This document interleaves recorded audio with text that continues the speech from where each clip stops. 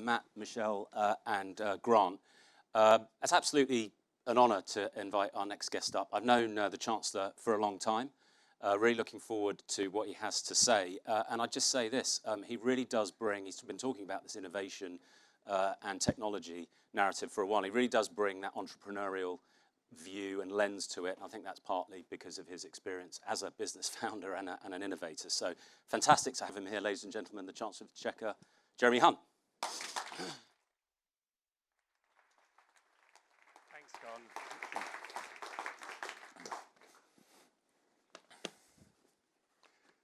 Good morning. Thank you for that welcome. Thank you, Con, for having us. Thank you all for joining us at Bloomberg. From the way we communicate and collaborate to the way we buy and sell goods and services, digital technology has transformed nearly every aspect of our economic lives. How do I know that? Because I too, just like Matt, asked ChatGPT to craft the opening lines of this speech. And who needs politicians when you've got AI? Like other countries, the UK has been dealing with economic headwinds caused by a decade of black swan events, a financial crisis, a pandemic, and then an international energy crisis. And my party understands better than others the importance of low taxes in creating incentives and fostering the animal spirits that spur economic growth. But another conservative insight is that risk-taking by individuals and businesses can only happen when governments provide economic and financial stability. So the best tax cut right now is a cut in inflation. And the plan I set out in the autumn statement tackles that root cause of instability in the British economy. The Prime Minister talked about halving inflation as one of his 5 key priorities. And doing so is the only sustainable way to restore industrial harmony. But today I want to talk about his second priority, to grow the economy. And just in case you weren't completely sure of that, I've helpfully put it up on a screen behind me. We want to be one of the most prosperous countries in Europe. And today I'm going to outline the 4 pillars of our plan to get there. Just as our plan to halve inflation will require patience and discipline, so too will our plan for prosperity and growth. But it's also going to need something else which is in rather short supply, optimism that we can get there. Just this month, columnists from both left and right have talked about an existential crisis, Britain teetering on the edge, and that all we can hope for is that things don't get worse. I welcome the debate, but chancellors too are allowed their say. And I say simply this, declinism about Britain is just wrong. It's always been wrong in the past, and it's wrong today. Some of the gloom is based on statistics that don't reflect the whole picture. Like every G7 country, our growth was slower in the years after the financial crisis than before it. But since 2010, the UK has grown faster than France, Japan, and Italy, not at the bottom, but right in the middle of the pack. Since the Brexit referendum, we've grown at about the same rate as Germany. Yes, we've not returned to pre-pandemic employment or output levels, but an economy that contracted 20% in a pandemic still has nearly the lowest unemployment for half a century. And whilst our public sector continues to recover more slowly than we would like from the pandemic, strengthening the case for reform, our private sector has grown 7.5% in the last year. Yes, inflation has risen, but it's still lower than in 14 EU countries, with interest rates rising more slowly than in the US or Canada. And yes, we have to improve our productivity, but output per hour worked is now higher than pre-pandemic. And last week, a survey of business leaders by PwC said the UK was the 3rd most attractive country for CEOs expanding their businesses. Economists and journalists know you can spend a long time arguing the toss on statistics. But the strongest grounds for optimism comes not from debating this or that way of analysing data, but from what we've been hearing about this morning, our long-term prospects. Because when it comes to the innovation industries that will shape and define this century, the UK is powerfully positioned to play a leading role. Let's just look at some of them. In digital technology, as we heard from Michelle, we have become only the third economy in the world with a $1 trillion sector. We've created more unicorns than France and Germany combined, with 8 UK cities now home to 2 or more unicorns. The London-Oxford-Cambridge triangle has the largest number of tech businesses in the world outside San Francisco and New York. PwC say that UK GDP will be up to 10% higher in 2030 because of AI alone. FinTech attracted more funding last year than anywhere in the world outside the US. Or life sciences, where we also have the largest sector in Europe and a brilliant advocate with our superb Science Minister, George Freeman. We produced one of the world's first COVID vaccines, estimated to have saved more than 6 million lives worldwide. We identified the treatment most widely used to save lives in hospitals, saving more than 1 million lives across the globe. We're behind only the US and China in terms of high-quality life science papers published, and every one of the world's top 25 biopharmaceutical firms has operations in the UK. Another big growth area is our green and clean energy sector. The UK is a world leader here, with the largest offshore wind farm in the world. Last year, we were able to generate an incredible 40% of our electricity from renewables. And on one day, a rather windy December the 30th, we actually got 60% of our electricity from renewables, mainly wind. McKinsey estimate that the global market opportunity for UK green industries could be worth more than £1 trillion between now and 2030. And we're proceeding with a new plant at Sizewell C, led by our brilliant business secretary, who also spoke very wisely and surprisingly classically earlier on. And I could also talk about our creative industries, which employ over 2 million people, grew at twice the rate of the UK economy in the last decade, and have made the UK the world's largest exporter of unscripted TV formats, helped give us a top 3 spot in the Portland Soft Power Index. Or our advanced manufacturing sector, key to exports, where we produce around half the world's large civil aircraft wings and its biggest aero engines, as well as around half the world's Formula One Grand Prix cars. And the golden thread running through the industries where Britain does best is innovation. Amongst the world's largest economies, the Global Innovation Index ranks us 4th globally. Those innovation industries now account for around 1/4 of our output. They've been responsible for nearly all our productivity growth since 1997. And they're also the reason that all of you are here. In the audience, we've got leaders from Meta, Microsoft, Amazon, Apple and Google, the world's largest tech companies, all with major operations in the UK. We've got Monzo and Revolut, shining examples from our world-beating fintech sector. We have founders and CEOs from some of our most exciting UK technology companies like Proximi and Matilon. You are vital for Britain's economic future, but Britain is vital for your future too. So I want to ask all of you to help our country achieve something that is both ambitious and strategic. I want to ask you to help turn the UK into the world's next Silicon Valley. What do I mean by that? If anyone is thinking of starting or investing in an innovation or technology-centered business, I want them to do it here. I want the world's tech entrepreneurs, life science innovators, and green tech companies to come to the UK because it offers the best possible place to make their visions happen. And if you do, we will put at your service not just British ingenuity, but British universities to fuel your innovation, Britain's financial sector to fund it, and a British government that will back you to the hilt. Our universities are ranked second globally for their quality and include 3 of the world's top 10.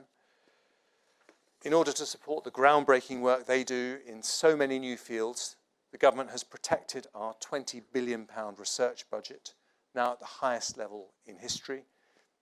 And as you look for funding to expand, we offer one of the world's top 2 financial hubs and the world's largest net exporter of financial services. The capability of the City of London, combined with the research strengths of our universities, makes our aspiration to be a technology superpower not just ambitious, but achievable.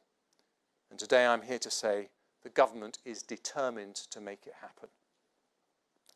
But like any business embracing new opportunities, we should also be straight about our weaknesses.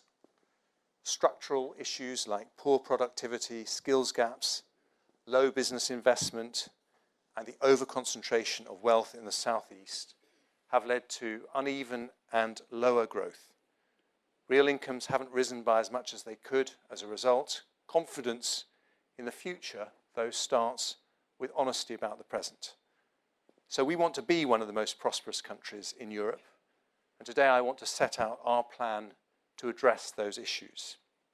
That plan, our plan for growth, is necessitated, energized, and made possible by Brexit. The desire to move to a high-wage, high-skill economy is one that's shared on all sides of that debate, and we need to make Brexit a catalyst for the bold choices that will take advantage of the nimbleness and flexibilities that it makes possible. So this is a plan for growth. It's not a series of measures or announcements, which will have to wait, I'm afraid, for budgets and autumn statements in the years ahead. But this plan is a framework against which individual policies will be assessed and taken forward. And I set out that plan, those priorities, under 4 pillars. They build on the people, capital, ideas themes set out by the Prime Minister last year in his May's lecture, and as such are the pillars essential for any modern innovation-led economy.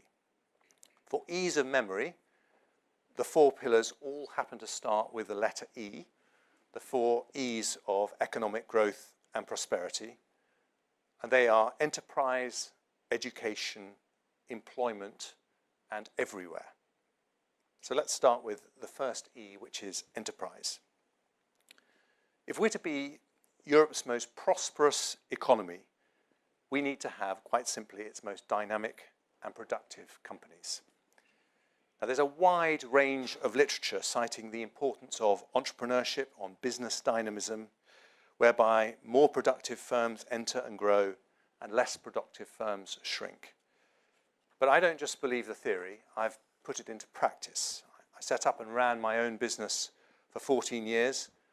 It was one of the best decisions I ever made, and I actually owe it to Margaret Thatcher and Nigel Lawson. Because by the time I got to university and was thinking about my career options, they had changed attitudes towards entrepreneurship. Had they not, I would probably have ended up in the city or the civil service.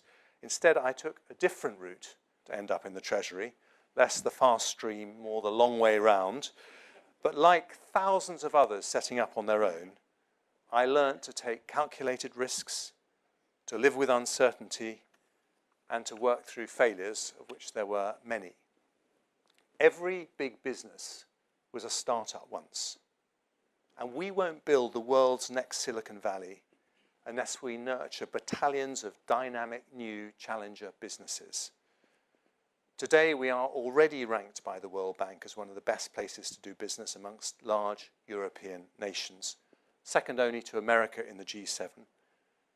And the result of that pro-business climate is that since 2010, we've created more than 1 million new businesses in this country. But the question I want to ask is, how are we going to generate the next million? And firstly, we need lower taxes. In Britain, even after recent tax rises, we have one of the lowest levels of business tax as a proportion of GDP amongst major countries. But we should be explicit. High taxes directly affect the incentives which determine decisions by entrepreneurs, investors, or larger companies about whether to pursue their ambitions in Britain. With volatile markets and high inflation, sound money must come first. But our ambition should be to have nothing less than the most competitive tax regime of any major country. That means restraint on spending. In case anyone is in any doubt about who will actually deliver that restraint to make a low-tax economy possible, I gently point out that in the 3 weeks since Labour promised no big government chequebook, they've made £45 billion of unfunded spending commitments. But it isn't just about lower taxes.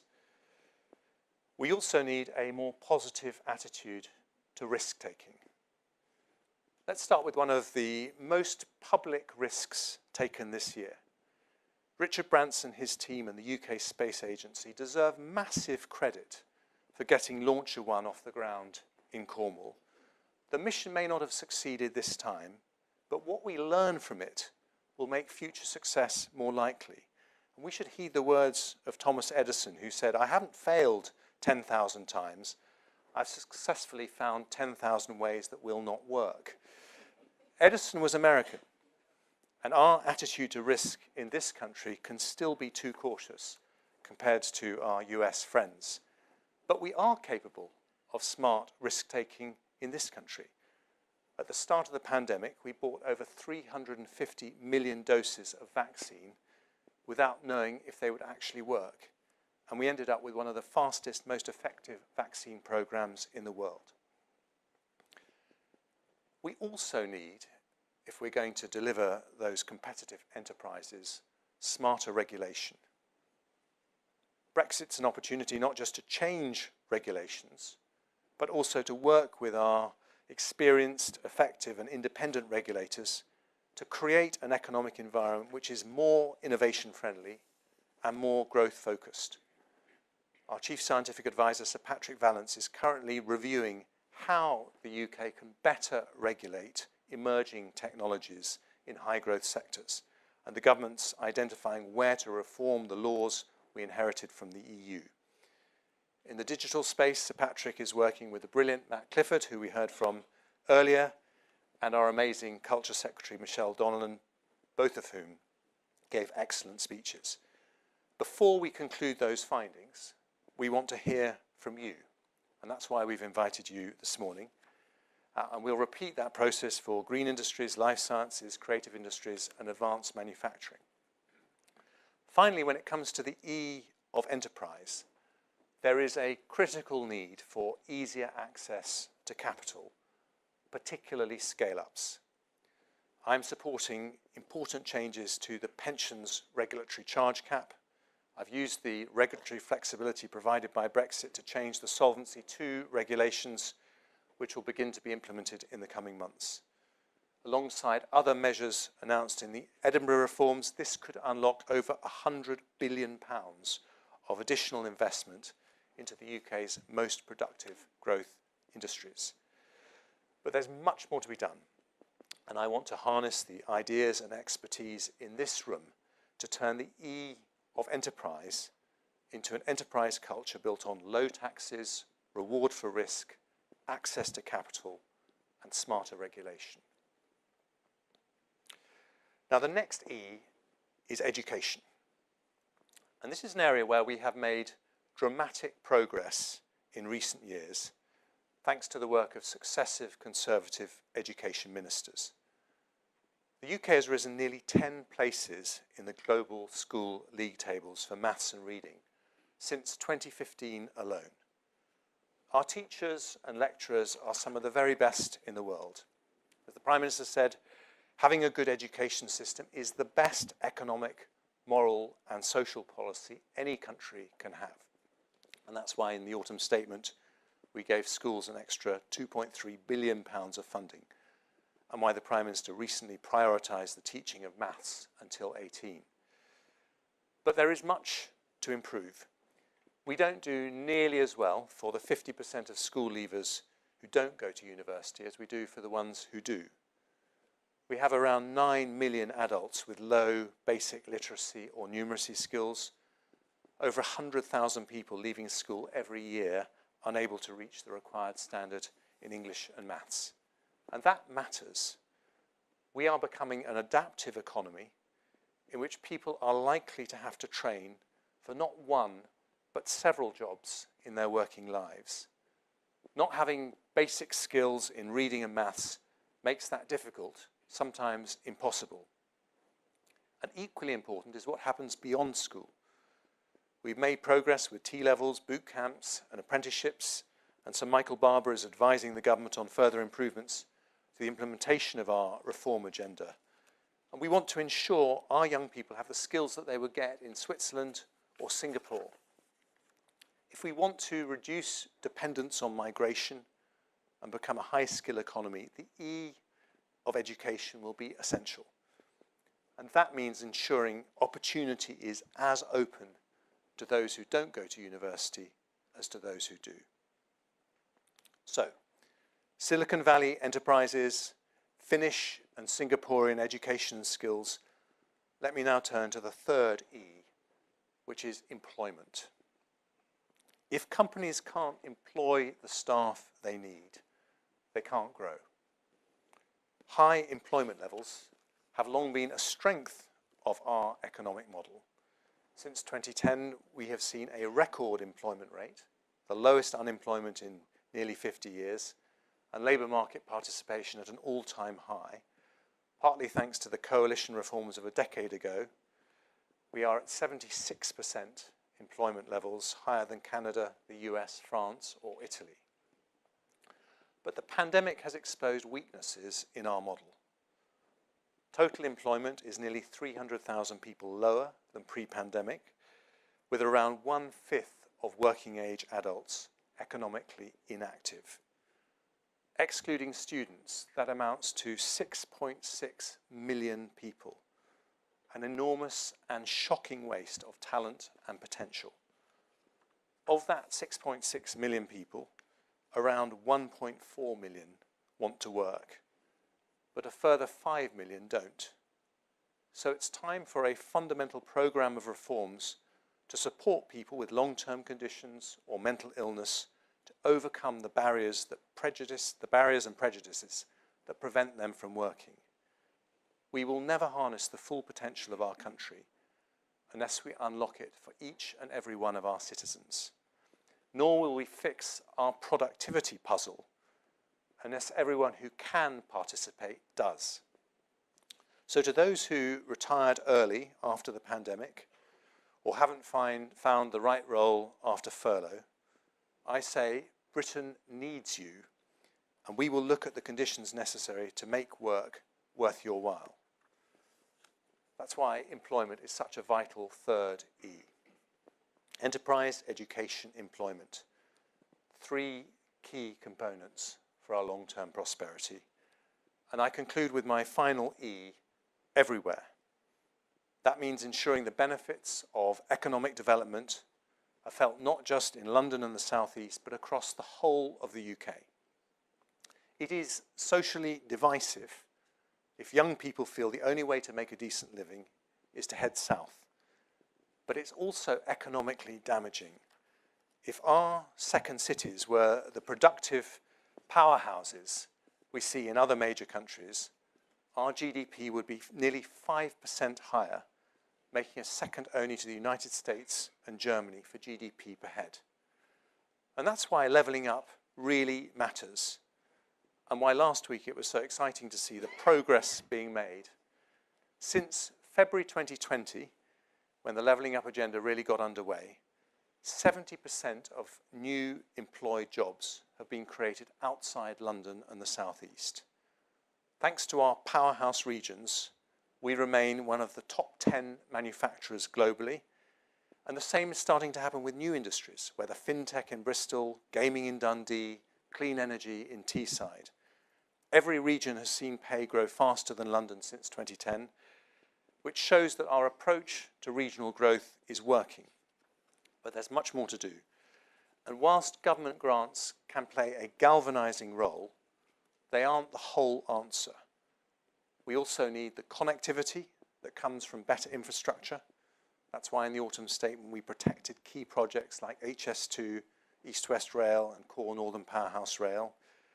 Digital connectivity matters as well, which is why under Michelle's leadership, full fibre broadband is now available to more than 40% of homes in the UK. Last year, 4 million more premises got access, with the biggest increases in Scotland and Northern Ireland.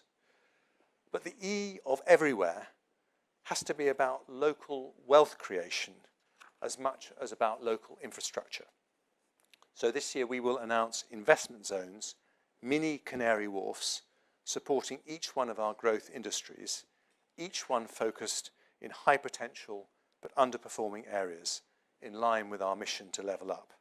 They'll be focused on our research strengths, executed in partnership with local government, with advantageous fiscal treatment to attract new investment. And we'll shortly start a process to identify exactly where they'll go.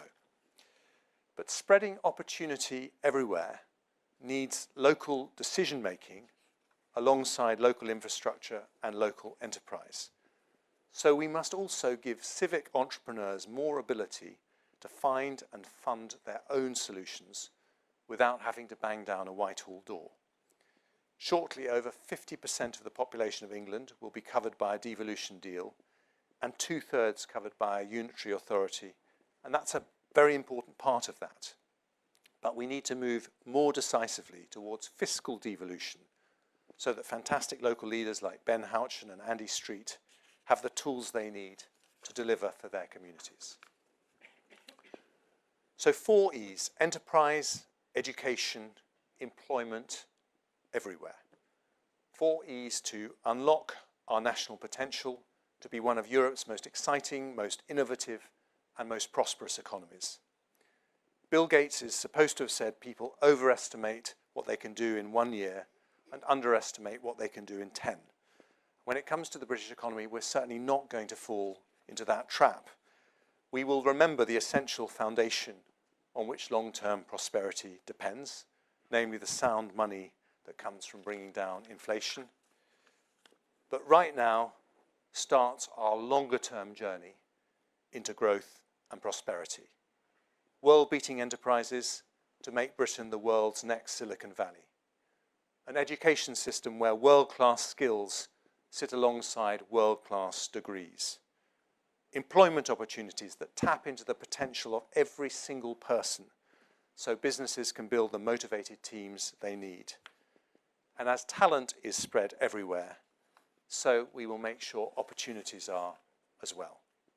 Yes, there are many structural challenges to address, and working through our 4 pillars, we will do just that, never forgetting, though, the combination of bold ingenuity and quiet confidence that defines our national character. Ladies and gentlemen, being a technology entrepreneur changed my life. Being a technology superpower can change our country's destiny. So let's make it happen. Thank you very much.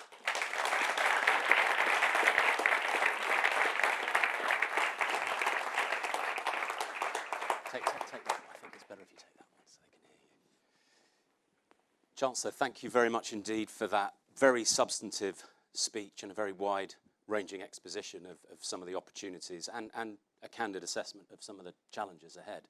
The Chancellor's kindly agreed to take some questions. Let me start, if I may, first. You've been in office since October, been through some significant moments, speeches, and changes. As you reflect on those first few months, what are your sort of key takeaways, and how has it actually sort of impacted your view on the overall economy now that you're actually in post?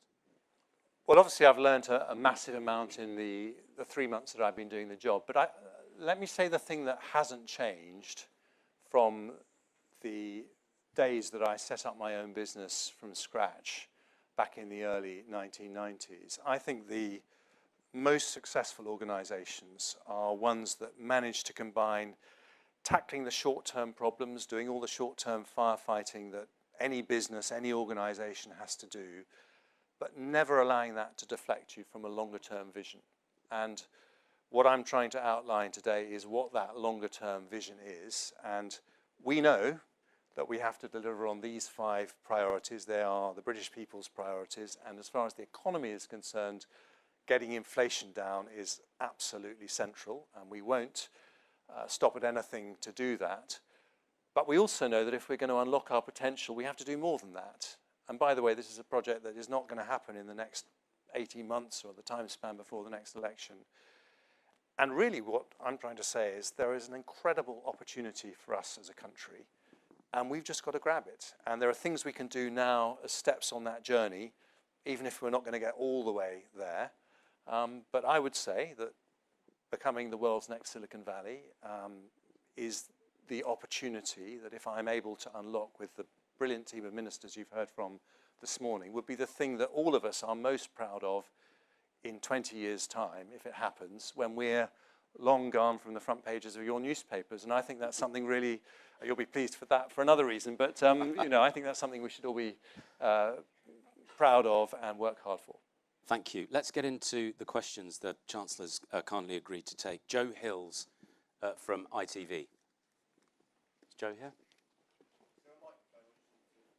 Yep, there's a roving mic. It will be with you shortly. There you go. Thank you very much. It's Joel Hills from ITV News. Chancellor, you are a glass half full man, and quite right too. That's good to see. I want to pick up on the point you made about declinism.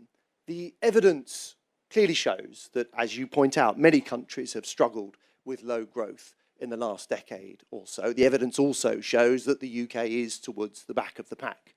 The evidence also shows that since 2010, the typical household in the UK has seen their living standards fall relative to countries we like to compare ourselves to, like France and Germany. Your speech suggests you don't acknowledge these things. If you can't see the problem, Chancellor, why would voters believe that you can fix it? Joe, I think... Joel, sorry. John, sorry. No, Joel. Joel. Third time. Joel. Let's get that bit right, at least.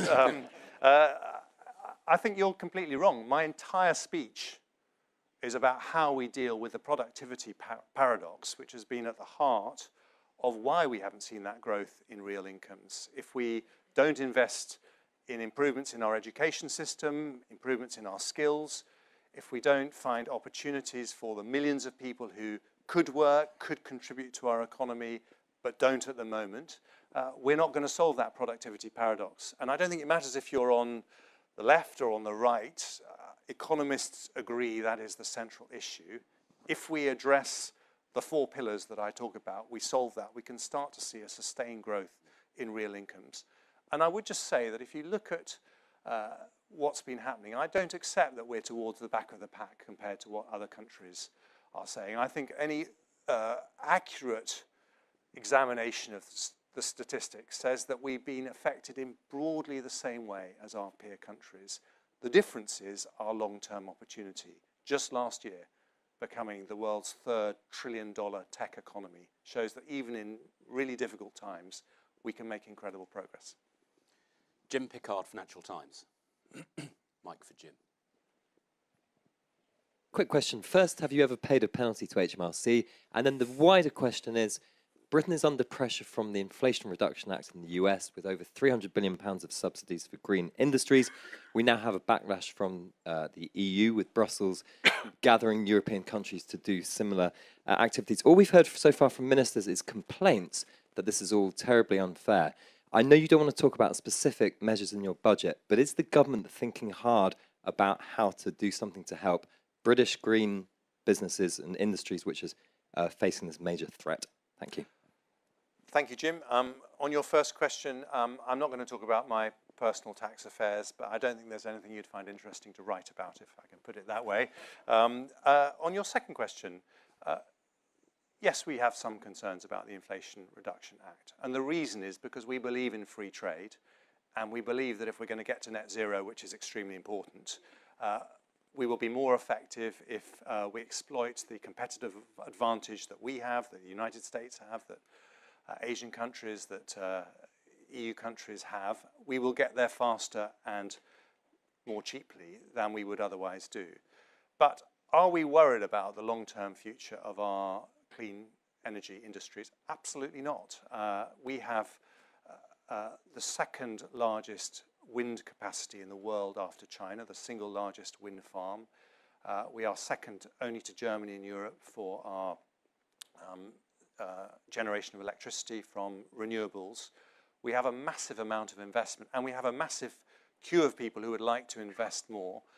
So we've got great opportunities. I'm sure we're going to sort out those problems, but we have said clean energy is one of our 5 key sectors.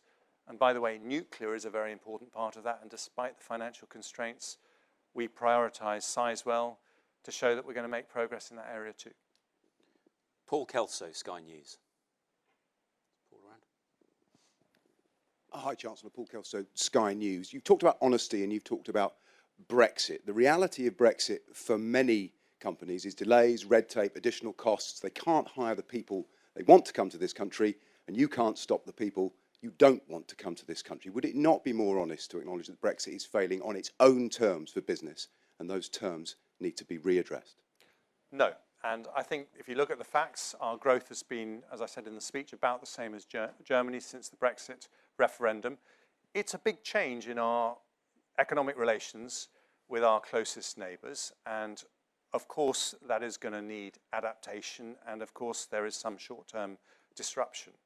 But I think it's completely wrong to just focus on that without looking at the opportunities. For example, in the autumn statement, the Solvency II reforms, which are only possible because of regulatory flexibilities that we wouldn't have had inside the EU, mean that we will unlock potentially over £100 billion of investment into the industries represented by people in this room. So in the end, Brexit is a choice, it's an opportunity, and we can make it an incredible success, and I believe we will. Harry Cole from The Sun. Good morning, Chancellor. Thank you. I noticed you didn't answer the specifics of Jim's question there. Can I just push you on that? Have you ever paid a tax penalty to HMRC? And on a theme, the Prime Minister last week said that tax cuts this year would be idiotic. Do you agree with that sentiment? And if I may, the Transport Secretary said last year that HS2 Phase 1 to Birmingham was on time and on budget. Do you share his optimism, or will we be seeing you open the Treasury's famously generous coffers to get it back on track? Well, I think it was a good way of squeezing 3 questions into one, Harry. I'll repeat what I said to Jim, that I'm not going to talk about my personal tax affairs. By the way, I don't think that people at home are remotely interested in personal tax affairs. They're interested in these things, and that's what the government needs to be focusing on. HS2 was a specific priority for me in the autumn statement. I think that it is a source of national embarrassment that the Japanese opened their first high-speed line between Tokyo and Osaka in 1964, 2 years before I was born. And I am incredibly proud that under a Conservative government, for the first time, we have shovels in the ground for the London to Birmingham part of HS2, and we are absolutely committed to showing that we can deliver big, important infrastructure projects. And by the way, I think they're extremely important for levelling up. And what was your third question? It was tax cuts. Well, look, the biggest and quickest tax cut that the Prime Minister and I can deliver for families up and down the country is to halve inflation. That is eating away at people's pay packets, their spending power. It's pushing up the price of the weekly shop. And that is something we can deliver quickly and will help everyone. We are committed, as I made very clear, to a low tax economy. And the difference between Conservatives and Labour is that we cut taxes when we can, they never do. And that's because we recognise that a low tax economy is one of the vital ingredients for dynamism, entrepreneurialism, to encourage people to take risks, and that's why we want to do it when the time is right. Dr. Nadine Hachak-Haram from Proximi. I hope I pronounced that correctly. Yes, you did. Thank you for that. Good morning. I'm asking this question really with 2 hats. One, as an NHS surgeon, but also as a CEO and founder of a digital tech company. We see digital health platforms as a growing industry here in the UK, and obviously they offer an incredible opportunity to provide solutions to some of the key challenges we're facing on the front line: workforce, productivity, quality and safety for patient care. What role do you see them playing? But more importantly, how will you support the adoption, translation, and scale of these solutions across the NHS? Well, you know, this is absolutely something that I think has to be a huge priority. It was a big priority for me when I was Health Secretary. I started the NHS app, which became incredibly important during the pandemic. It's a huge priority for Steve Barclay. And what I would say to you as a surgeon is that globally we have a shortage of 2 million doctors, and we need to train more in the UK. But actually, we are not going to close that gap unless we embrace the opportunities of technology, both to help people work more efficiently administratively, so that surgeons don't find that you know, they have an empty operating table because a patient hasn't arrived, but also because technology has a huge role in prevention and stopping people needing to go to hospital in the first place. So I think there's a huge opportunity. I also think there's a huge opportunity here in the UK, because despite the pressures that we see daily in the NHS, we happen to have the world's best digital health record for 50 million people. And if we can use that in a way that allows information to be shared, allows research to happen, we can offer something that just can't be offered by other countries. John Boomfrey from Amazon.